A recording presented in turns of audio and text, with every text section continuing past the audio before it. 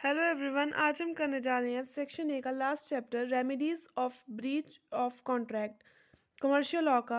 इस चैप्टर में हम करेंगे कि जब ब्रीच ऑफ कॉन्ट्रैक्ट होता है मींस जब कॉन्ट्रैक्ट को तोड़ा जाता है किसी भी एक पार्टी की तरफ से, तो उसकी क्या रेमेडीज अवेलेबल होती है। सो फर्स्ट हम सबसे पहले करेंगे इंट्रोडक्शन, जिसमें उन्होंने लिखा हुआ कि कॉन्ट्रैक्ट में क्या होता है। बेसिकली एक एग्रीमेंट है जिसमें दो या दो से ज़्यादा पार्टीज इन्वॉल्व होती हैं और एक लीगल ऑब्लिगेशन वो क्रिएट कर लेती हैं कि वो कुछ स्पेसिफिक जो काम्स है वो परफॉर्म आउट करेंगी, एक्ट्स परफॉर्म आउट करेंगे। और इन केस कोई भी एक पार्टी जो है वो कैंसिल कर देती है कॉन्ट्रैक्ट को, मींस रेपुडिएट कर देती है कॉन्ट्रैक्ट को, ये कहकर कि वो अपना काम नहीं करेगी परफॉर्म, अपना प्रॉमिस जो उसने किया था उसको पूरा नहीं करेगी, तो उसे हम कहते हैं ब्रीच ऑफ कॉन्ट्रैक्ट। ये जनरली कब अकर होगा? जब कोई भी एक पार्टी है वो अपना काम पूरा नहीं करेगी। अब जैसे हमने दो पार्टीज ली हैं ए और बी, ए ने बी को देनी थी बुक्स और बी ने बदले में ए को देना था कैश, मीन्स वो 2000 की बुक्स थी या 20,000 की बुक्स हम लगा लें। यहाँ पे अगर ए कह देता है कि मैं तुम्हें बुक्स नहीं दूंगा, तो यहाँ पे ए ने जो है वो कैंसिल किया कॉन्ट्रैक्ट को, मीन्स उसने जो है अपनी बुक्स देने की जो उसकी ड्यूटी थी कॉन्ट्रैक्ट में उसको पूरा करने से इनकार किया, रिफ्यूज़ किया। तो यहाँ पे वो ब्रीच ऑफ कॉन्ट्रैक्ट जो है वो कमिट करा। और ये ब्रीच ऑफ कॉन्ट्रैक्ट जो है वो दो तरह से होता है, एंटिसिपेटरी ब्रीच और एक्चुअल ब्रीच। एंटिसिपेटरी ब्रीच वो ब्रीच होती है जब कोई भी पार्टी जो है वो कॉन्ट्रैक्ट को कैंसिल करती है जो फिक्स्ड टाइम होता है ना उसकी परफॉर्मेंस का, उससे पहले। उस चीज़ को हम कहते हैं anticipatory breach of contract. Means अभी कॉन्ट्रैक्ट पूरा करने का टाइम नहीं आया लेकिन उससे पहले ही वो मना कर देती है कि मैंने कॉन्ट्रैक्ट को पूरा नहीं करना। जैसे यहाँ पे पीछे भी हमने एक एग्जांपल ली थी, फिर से ले लेते हैं। ए और बी में कॉन्ट्रैक्ट हुआ, 1 जुलाई को कॉन्ट्रैक्ट हो रहा है कि ए जो है बी को अपना जो है हाउस रेंट पे देगा अपना हाउस 1 अगस्त से। लेकिन वो जो है 15 जुलाई को मना कर देता है ए कि मैं तुम्हें बी को जो है अपना घर रेंट पे नहीं दूंगा। यहाँ पे वो anticipatory breach of contract commit कर रहा है, क्योंकि परफॉर्म कब उसने अपनी ऑब्लिगेशन करनी थी 1 अगस्त को, लेकिन उससे पहले ही वो जब मना कर देता उसे पूरी करना, उसे हम कहते हैं anticipatory breach of contract. Actual breach of contract means ये भी आगे फर्दर टू कैटेगराइज में हुए हैं। Breach of contract at the time when performance is due and when performance is not due means अभी ड्यूरिंग द परफॉर्मेंस। सो यहाँ पे further एक एग्जाम्पल भी दी हुई है उन्होंने। If a party to a contract जो है फेल कर देती है एट अ फिक्स टाइम, जैसे 1 जुलाई को कॉन्ट्रैक्ट हुआ कि 31 जो है अक्टूबर को ए और बी, ए जो है बी को बुक्स देगा। यहाँ पे जब 31 अक्टूबर वाले दिन ही ए रिफ्यूज करेगा कि नहीं मैंने बुक्स नहीं देनी बी को, उसे हम कहेंगे actual breach of contract at the time when performance is due. जब काम करने का टाइम आया तब रिफ्यूज करोगे, उसे हम कहेंगे actual breach of contract at the time when performance is due. और जब कॉन्ट्रैक्ट क्या होता है, सिंपल, हम जो है अगर काम करने से पहले कर दे या काम करते करते मना कर दें, रास्ते में काम को छोड़ दें, तो उसे हम कहेंगे, जैसे यहाँ पे उसने इंस्टॉलमेंट्स में मान लो अब बुक देनी होती है, एक 31 अक्टूबर को देनी है, एक 1 नवंबर को देनी है।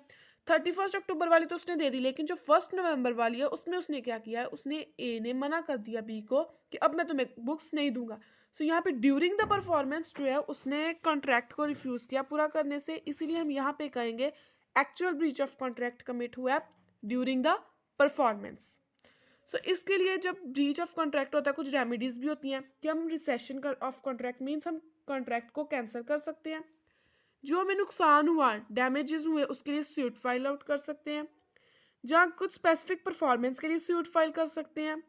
इंजंक्शन का मतलब होता है मना करना नेगेटिव वे में, तब भी जो है हम सूट फाइल आउट कर सकते हैं, या क्वांटम मेरिट में भी हम जो है सूट फाइल आउट कर सकते हैं। ये 5 केसेस हैं। सो जो ये रेमेडीज अवेलेबल है ब्रीच ऑफ कॉन्ट्रैक्ट जब होता है उसके लिए, जिनको हम आगे फर्दर अब डिटेल में करेंगे। सबसे पहले रेमेडी अवेलेबल, ये सभी रेमेडीज आएंगी किन किन के लिए रेमेडीज बनी हुई हैं, ये एग्रीव्ड पार्टी के लिए। एग्रीव्ड पार्टी वो पार्टी होती है जिसको कॉन्ट्रैक्ट को की ब्रीच की वजह से नुकसान हुआ या लॉस सफर हुआ। इंजर्ड पार्टी भी जिसे हम कहते हैं वो होती है एग्रीव्ड पार्टी। सो फर्स्ट इसके पास एग्रीव्ड पार्टी के पास रेमेडी आती है कि ये कॉन्ट्रैक्ट को कैंसिल कर सकती है, रिसाइन कर सकते हैं कॉन्ट्रैक्ट को। X, an advocate promises to plead Y's case in the court of law if Y pays 2000 rupees before the date of hearing, means hearing से पहले अगर Y जो है पे आउट करेगा 2000 रुपीज एक्स को, तभी जो है एडवोकेट है जो एक्स वो उसका केस लड़ेगा कोर्ट में। लेकिन वाई ऐसा नहीं करता, उसको 2000 रुपये एक्स को डेट ऑफ हियरिंग मींस तारीख से पहले नहीं पे आउट करता। तो यहाँ पे एक्स के पास रेमेडी अवेलेबल है कि वो कैंसिल कर सकता है कॉन्ट्रैक्ट को और ऑब्लिगेशन से फ्री हो जाएगा। सो ये जो है एग्रीव्ड पार्टी कब अपनी राइट जो है कैंसिल करने की लूज कर देती है, जब वो कह देती है कोई बात नहीं आप बाद में दे देना, मींस कॉन्ट्रैक्ट को रेटिफाई कर देती है, या बाकी जो कॉन्ट्रैक्ट है उसको पूरा करने के लिए कह देती है। सो सर्टेन एक्सेप्शंस भी होती है, लेकिन मेनली हमने यहाँ पे एग्जाम्पल तक ही करना है अपने क्वेश्चन में। ये इतना इंपॉर्टेंट क्वेश्चन नहीं है जितना discharge modes of discharge of contract है, लेकिन फिर भी हम इसको छोड़ नहीं सकते, इसलिए हम इसको यहाँ तक करेंगे फर्स्ट पॉइंट को। सेकंड पॉइंट आता है सूट फॉर डैमेजेस, मीन्स जो भी हमें नुकसान हुआ, डैमेजेस मीन्स मॉनेटरी कंपनसेशन, कि पैसे के रूप में हमें जो भी नुकसान हुआ इंजर्ड पार्टी को कॉन्ट्रैक्ट के ब्रीच होने की वजह से, उसे हम कहेंगे डैमेजेस। और ये जो है डैमेजेस को क्लेम भी हम कर सकते हैं दूसरी पार्टी से। अब X contracts to buy Y's ship for 30 lakh, Y ने प्रॉमिस ब्रेक आउट किया, अब वाई जो है उसको एक्स को कंपनसेशन पे आउट करेगा, क्योंकि अगर एक्स ने ना कहा होता वाई को कि मैं तुम्हारी शिप्स खरीदूंगा 30 लाख की, तो वाई ने वो जो शिप्स थी वो मार्केट रेट पे 40 लाख पे बेच देनी थी। अब जो 10 लाख का उसका नुकसान हो गया वो कौन पे आउट करेगा, एक्स, मीन्स यहाँ पे वो उसको जो मॉनेटरी कंपनसेशन देगा मीन्स कॉन्ट्रैक्ट तोड़ने के लिए, वो उसको जो उसका लॉस है उसकी भरपाई पैसे से करेगा। So further kinds of damages भी होते हैं। सबसे पहले आता है ऑर्डिनरी या जनरल डैमेजेस, जिसमें हम जो है कंपनसेट कर देते हैं और कोई भी पनिशमेंट इतनी नहीं होती कि जेल जाने वाली नौबत नहीं आती, सिंपली कंपनसेट किया जाता है ग्रीव्ड पार्टी को। ये वो डैमेजेस होते हैं जो नेचुरली अराइज हो जाते हैं या डायरेक्टली नॉर्मल तरीके से जो है अराइज होते हैं, और सबसे नियर होते हैं ये, प्रॉक्सिमेट कॉन्सिक्वेंसेस इसके सबसे नियर होते हैं, मीन्स ये एक्चुअल कॉज जो है वो होता है, लॉस सफर हो जाता है। एक्स ने कॉन्ट्रैक्ट किया था कि वो सेल करेगा, डिलीवर करेगा 100 क्विंटल्स ऑफ राइस वाई को 475 पर क्विंटल के हिसाब से, लेकिन प्राइस बाद में 490 हो गया और एक्स ने भी रिफ्यूज़ कर दिया कि मैं तुम्हें सेल आउट नहीं करूँगा। अब वाई बाद में क्लेम मांग सकता है जो ये 15 रुपये पर क्विंटल बढ़े, क्योंकि अगर एक्स ना कहता है कि मैं तुम्हें बेचूंगा तो वाई ने किसी और से खरीद लेने थे 475 पे, लेकिन अब उसे 490 पे खरीदने पड़ेंगे, तो ये 15 रुपये जो है उसका नुकसान है वो उसका क्लेम मांगेगा। ये हो गया जनरल डैमेजेस के केसेस में।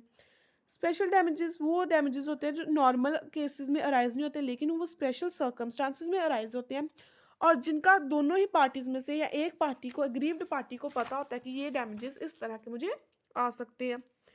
ए ने कॉन्ट्रैक्ट किया बी के साथ कि तुम मुझे to supply B 1000 tons of iron at 100 rupees, और सेम टाइम पे सी के साथ भी कॉन्ट्रैक्ट कर लिया कि मैं तुमसे 1000 टन्स ऑफ आयरन खरीद रहा हूँ 80 रुपीज पे। यहाँ पे ए और बी और सी तीन पार्टीज हैं, ए जो है मिडल है, ए ने सामान बेचना बी से और खरीदना किससे है, सी से। अब ए सामान तभी बेचेगा बी को अगर सी उसे पे आउट करेगा, ए तभी सामान बेच सकता है क्योंकि ए के पास खुद तो है नहीं, उसने सी से सामान खरीदना है और बी को बेचना है।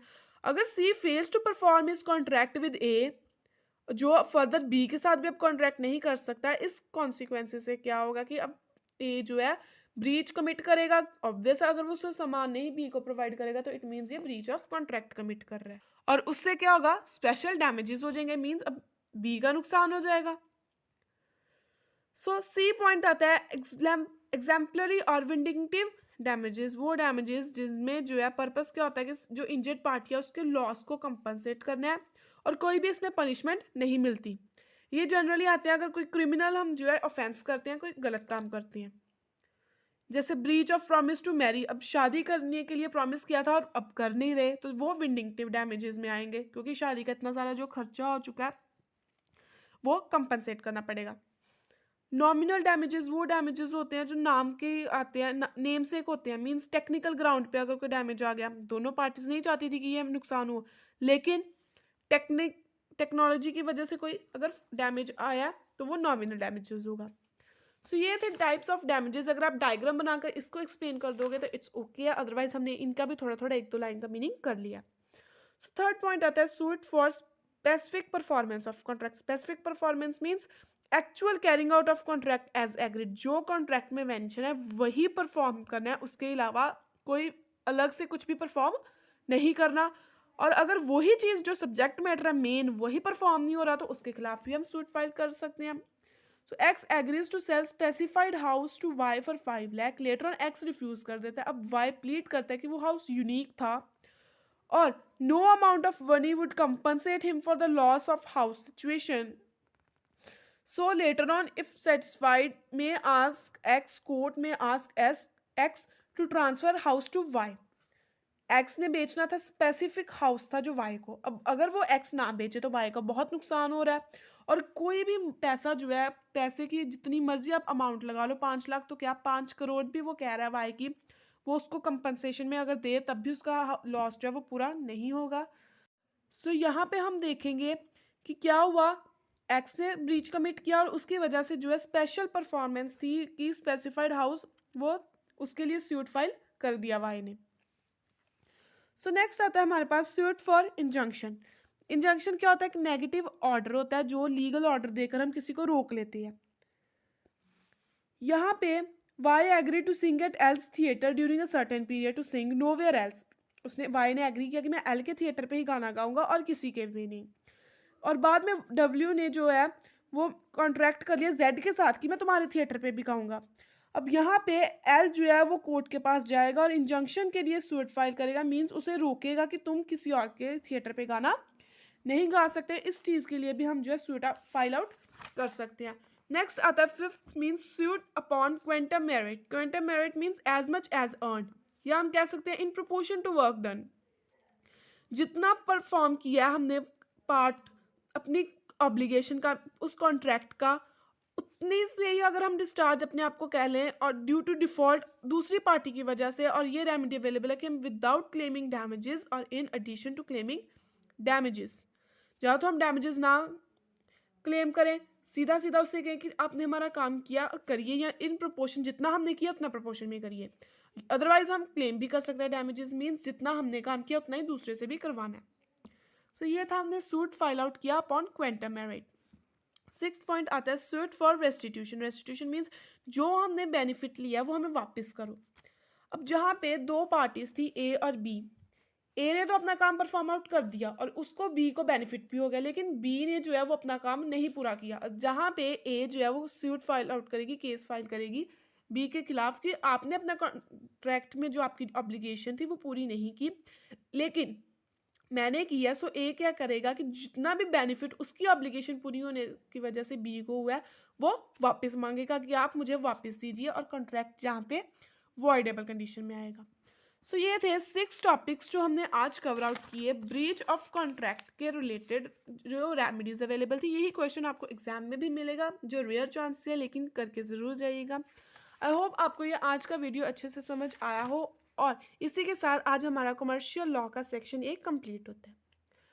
सो प्लीज़ चैनल को सब्सक्राइब कीजिए, वीडियो को लाइक शेयर कमेंट ज़रूर करना, और इसके साथ साथ इसी मेरे ही यूट्यूब चैनल पे आपको जो है अकाउंटिंग की वीडियोस भी अवेलेबल होंगी जिसमें हर एक सम सॉल्व किया जाएगा। Thank you.